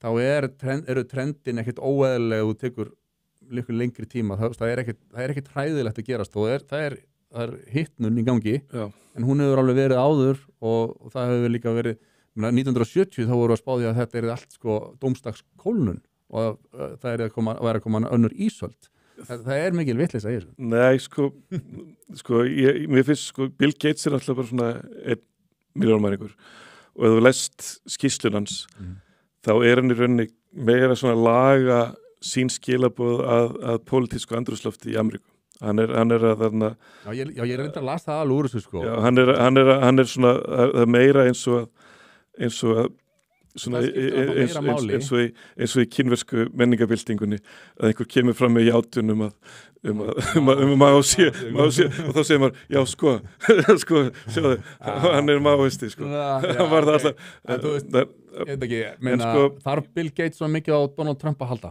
en að ef hann væri raunverulega, ef það væri hans svona lífs sko ég hef haldið sko í fyrsta lagi þá náttúrulega það var til eitthvað sem heitir olíuiðnaður sem talsvert stærri heldur en loftslagsiðnaðurinn sko. og talsvert meira undir og fólk fer í stríð fyrir það sko. Ég hef náttúrulega lent í því og lagt mig fram það í þessu verki tíman og vatnið og er ennþá í því sko, að umgangast alveg svolítið hauga vísindamönnum sko. og eins og núna var ég í Ameríkum daginn, ég var í Dartmouth háskóla, var í þekki vísindamennina bak við Potsdam háskólan, rannsóknarstofnunina í Þýskalandi og búin að vera umgangast þetta alveg bara síðan 2009 af því að ég ætlaði alls ekkert inn í loftslagsmálin eftir Draumalandi sko. Þetta er bara ef ég misti svefn yfir þagnarþrungnu geimvít Guðs, ætla ég alveg að fara að hafa áhyggjur af súrnun sjávar. Súrnun sjávar er mjög raunverulegt mál. Sýrustig hafsins er að falla 0,1 á hverjum 30 árum skilur. Það er bara stærsta frétt í rauninni mannkynssögunar sko. Og hlýnunin á sér stað og áhrif CO2 á andrúmsloftið á sér stað, jöklarnir eru að hrynja og það er alveg staðreynd sko. Þeir eru að hrynja en það er ekki alveg óumdeilt sko, hvað CO2 gerir nákvæmlega fyrir hlýnunum. Jú, sko, það er hendur en orsakasamhengið er nú ekki alveg sko, óumdeilt. Það er svolítið eins og þegar ég mótmæli Kárahnjúkavirkjun þá er ég mótmæla svona því sem ég get mótmælt en ég er ekki vefengja að hún framleiði rafmagn. Þess að ég er ekki vefengja að fall vass 600 metra. Þú meina að það sé ekki hægt að vefengja knýi túrbínur. Ég hef ekki forsendur, og ég hef alveg séð þetta líka með þetta sko að eins og hvort Frosti nafniðinn skilur talaðum að það væri ekkert samhengi milli CO2 og hita og svona. Það er svolítið eins og ég væri núna að rökkraði við þig að það færi engin orkuframleiðsla fram í Kárahnjúkavirkjun vegna þess að fallvass myndi alltaf kæla. Nei, ég er ekki alveg sammála þessu. Það eru alveg vísindamenn sem benda á að sko CO2 hvort það getur alveg verið að elta hitan eins og Já, sko bara allir þessir sem eru með gerfinettina og eru með þessa raunverulegu aðstöðu til þess að mæla þetta að hlýnunin hefur alveg fyllt sko jafnt með og það var, þú veist, ég meina, þó einhver hafi sagt eitthvað 1970 að við fáum það á tilfinningunni núna sko, þegar maður fylgist bara með fjölmiðlum að þá fær maður á tilfinningunni að vísindi sé næstu bara eins og skoðanir eins og núna daginn kom þarna eins og það er vísindamaður sem talaði að amokstraumurinn geti svegt frá landinu sko, að hann geti riðlast og svo kom annar og sagði hann sæði það ekki sko.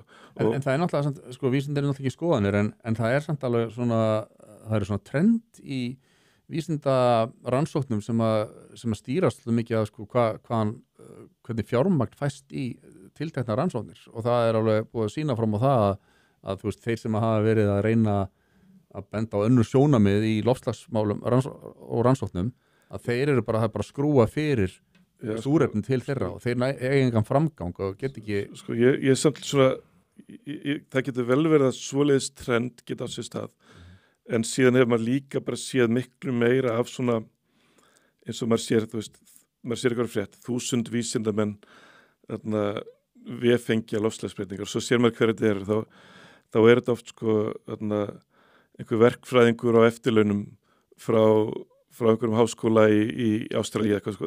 Þetta er ekki fólkið sem er í fæinu. Ef þú tala bara við Jöklarannsóknarfélag Íslands, ef þú tala við Hafró, þú veist, Hafró er ekki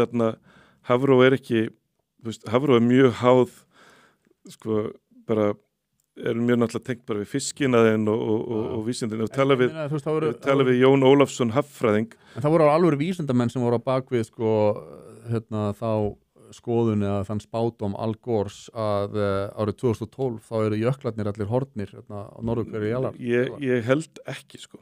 Ég held að þarna maður að rugla saman sko fyrirsögnum og þetta er ruglað, ég var mjög lengi að komast af stað með að skrifa þessa bók vegna þess að ég var einmitt svo hræddur að gera maður fíbli sko.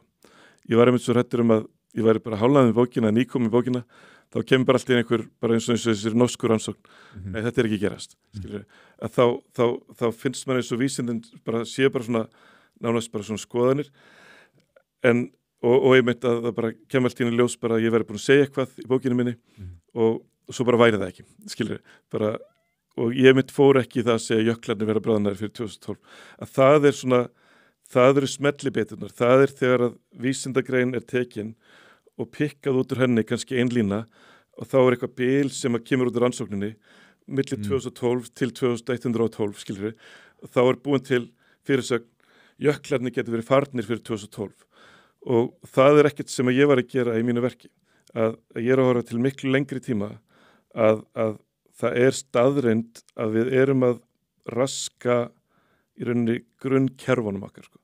Og þó að segjum sem svo að við værum með 50-50 segjum sem svo að það myndi ykkur fá peningana sem að þú telur að skorti og við myndum einmitt fá svolítið af svona jákvæðum skýrslum að þetta væri bara í takt við einhverja náttúrulega sveiflur og eitthvað leys.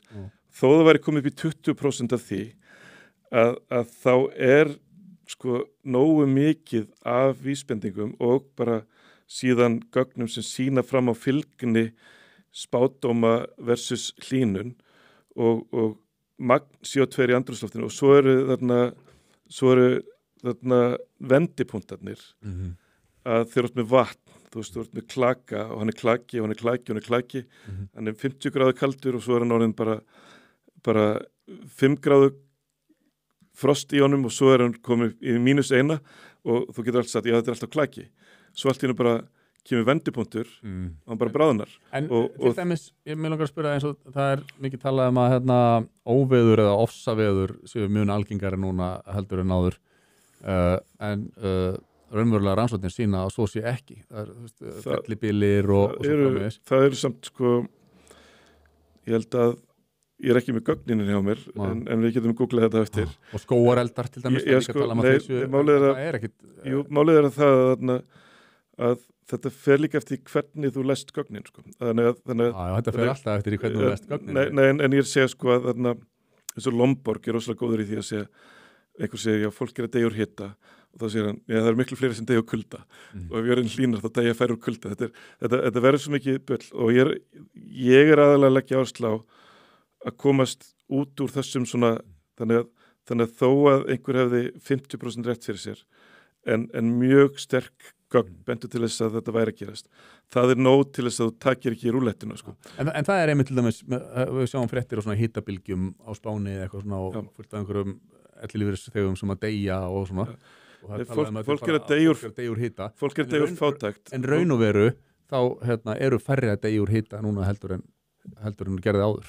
Já, nei, ég sé sko málið er það að fólk deyr úr fátækt þar segja sko, ég meina það er miklu færri sem deyja við horfum bara á Ísland og veist, ég meina veður sem geisa hér og drápa alltaf eitthvað og að tækni framfærir lífsgæði þau verja okkur fyrir þessum hlutum og eins og skógareld eins og brunin í Los Angeles þarna það var fyrst og fremst hönnunargalli skilur ég meina þú byggir ekki pappahús nálægt næsta pappahúsi en hins vegar ef þú tala við kanadíska skófræðinga sko bara í Kanada eða Bandaríkjunum þá eru eldtímabilið að lengjast og það er að verða harðara og skógarnir eru að brenna meira heldur að gera skógareldir hafa verið náttúrulegir en þú horfum heiminn í heild sinni þá var eitthvað breyting á að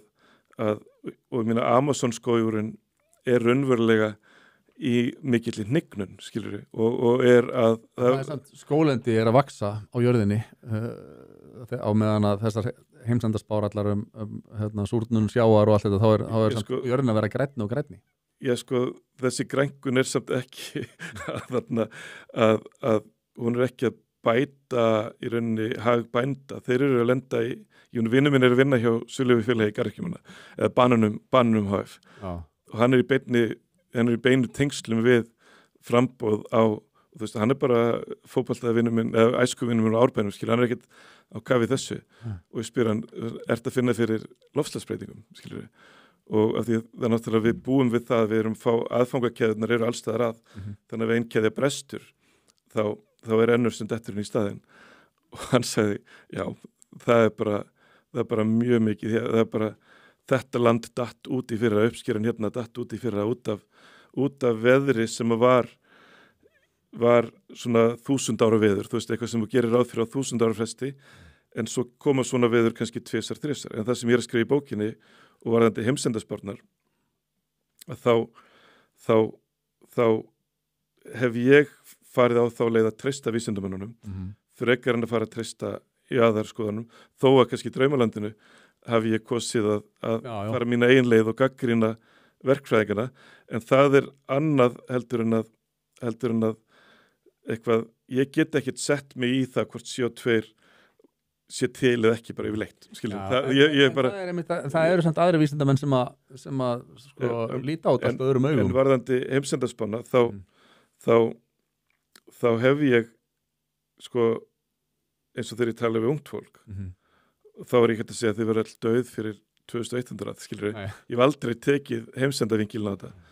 Ég hef bara sagt að við búum við það að vísindin hafa komist að því að það sem að bjóða okkur til, ég meina ég segi oft ég er ekki 70% vatn, ég er 90% olía, skilur við, að ég væri ekki hérna nema bara af því einhver fann kol, olíu, gas, bjóð til vélar, sendi skip út á halamið, kom tilbaka með 1.000.000 tonn af þorski og 1.000.000 tonn af korni og þrúur af vimberjum fljúandi hinga, skilur, þú veist, þess vegna erum við hérna að spjalla en ekki bara úti að bjarga kindunum okkar undan hlákunni, skilur við, veist, og þá væri við ekki báðir, heldur við væri bara hann að gera það, því við varum ekki til. Veist, þannig að orkan býr okkur til, eins og talaði maður. Orkan bara algjörlega efalaust bjó okkur til og eins og sé, við varum kannski milljarður í dag, jarðarbúar, að elta rollunar okkar.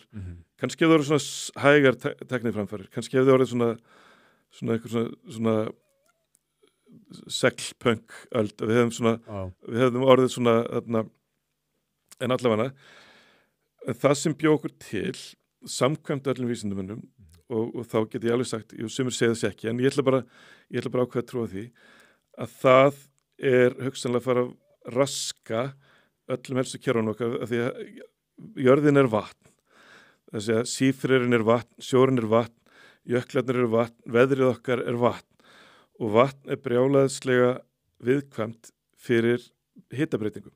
Þannig leið þú hækkar hitan 1 gráðu, 2 gráður, 3 gráður, þá getur kerfi sem að hefur verið stabílt kannski 5.000 ár, svona auðvitað með öfgum og svona, en stabílt innan ákveðnar heildar, að það má segja að við sem að keyra kerfið inn í nýtt stig óreiðu, þar sem að tekur kannski 1000 ár að ná öðrum jafnvægispunkti.